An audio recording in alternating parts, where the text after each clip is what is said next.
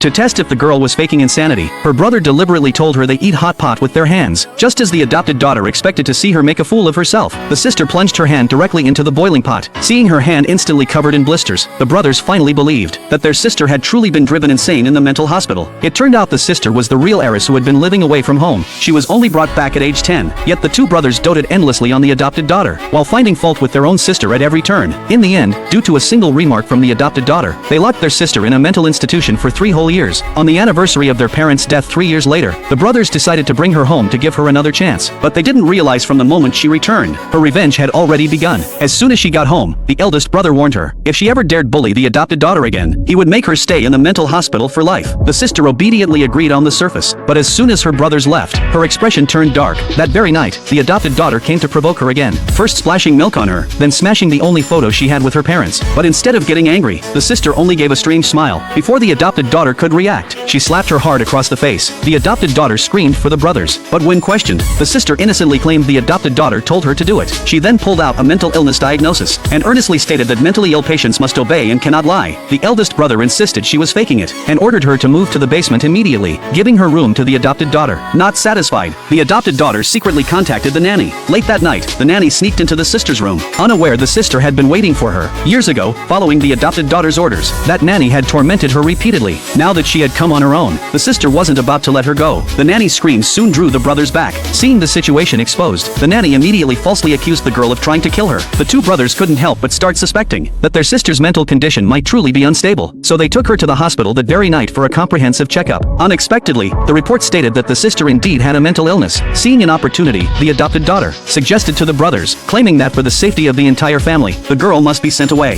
However, due to intense feelings of guilt, the two brothers didn't agree to the proposal on the spot. They originally intended to help the girl recover gradually, but that very night, the girl sleepwalked again, entering the nanny's room with a knife. The nanny was terrified out of her wits by the girl's appearance, and consequently couldn't wait to resign the next day. But upon learning this, the girl proactively asked the nanny to stay, and coldly said to everyone, all wrongdoers must not escape unscathed before receiving the punishment they deserve. This statement directly caused the nanny to have a mental breakdown. She screamed and rushed outside, but as soon as she ran out the gate, she was hit by a car. The brothers concluded that the girl was indirectly responsible for the accident, and dragged her to the hospital to apologize to the nanny. Yet the moment the nanny on the hospital bed saw the girl, she was so frightened she immediately knelt on the bed begging for mercy, confessing on the spot all the past incidents where she had framed the girl. At that moment, the brothers finally fully understood that all these years the nanny had been abusing the girl behind their backs. They questioned the nanny on why she did this, and the nanny tremblingly pointed at the adopted daughter nearby, admitting that all of it was done under the adopted daughter's instructions.